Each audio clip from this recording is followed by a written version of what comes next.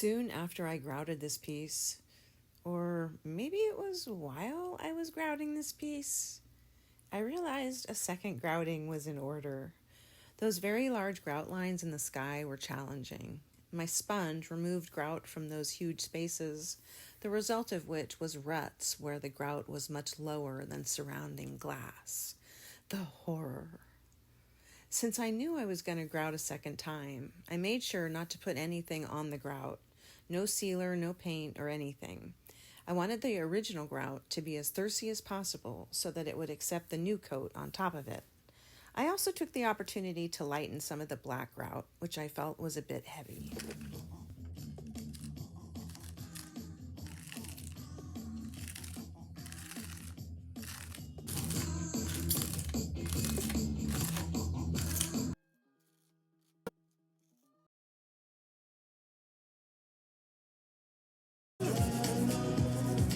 Okay. Now I'm going to use just a very slightly wet sponge to just clean it off a little bit. I like the way the sponge makes the grout very, very smooth.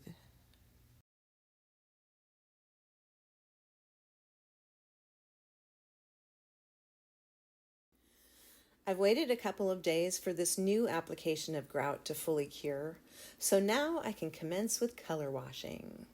I'm using water-based acrylic paint, mica powders, and water.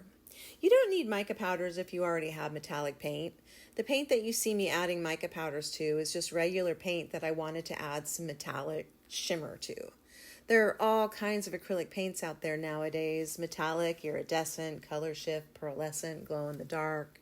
Any of these are fine to use with this technique as long as they are water-based rather than oil-based.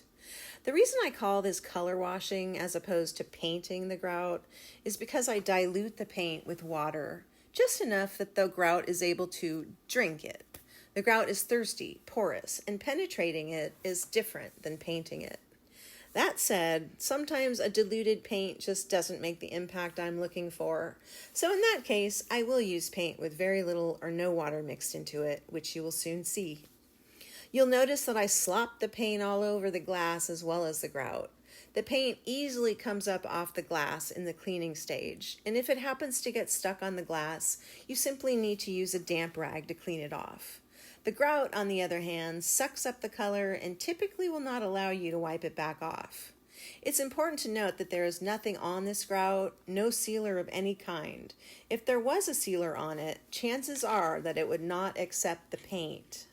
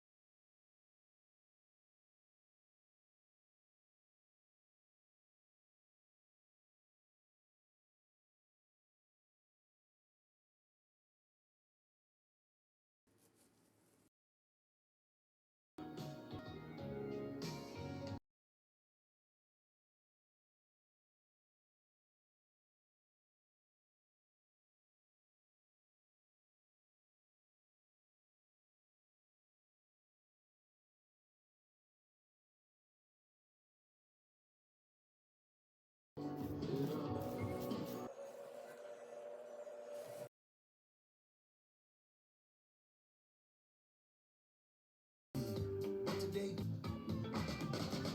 I believe that what you sing to the clouds will rain upon you when your sun has gone away.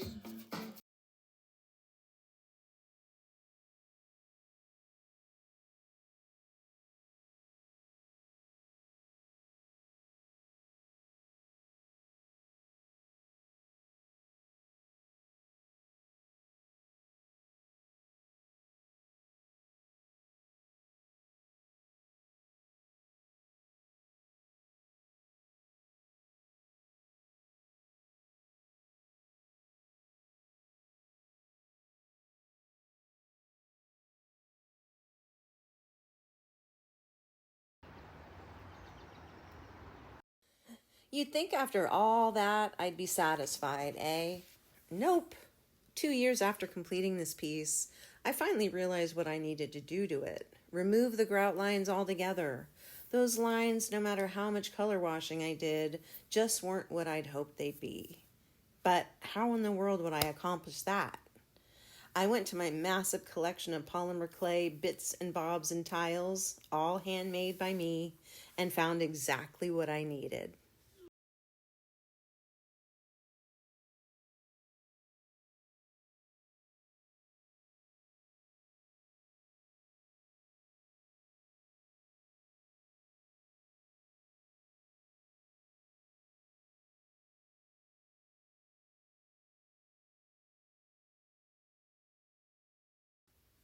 I killed my darlings. I hope you enjoyed seeing an in-depth look into my creative process. I'm so glad that I didn't surrender to my underwhelmed feelings about it, kept a patient and critical eye on it, tried several strategies to mediate problems, continued to greet it with a warm, "Hello, weird rainbow sky," whenever I walked by, created other pieces while I ruminated, until the glorious day when I found the polymer clay strips and knew exactly what to do with them. I had to kill my darlings. Writers use this William Faulkner phrase to emphasize the need for hard edits. Elements like favorite characters, pithy dialogue, a moody scene that fails to move the story along must be deleted, no matter how beloved they are to the writer. I had to obliterate the very thing I was most excited about in this abstract landscape, those giant grout lines in the sky, and redraw them with polymer clay strips.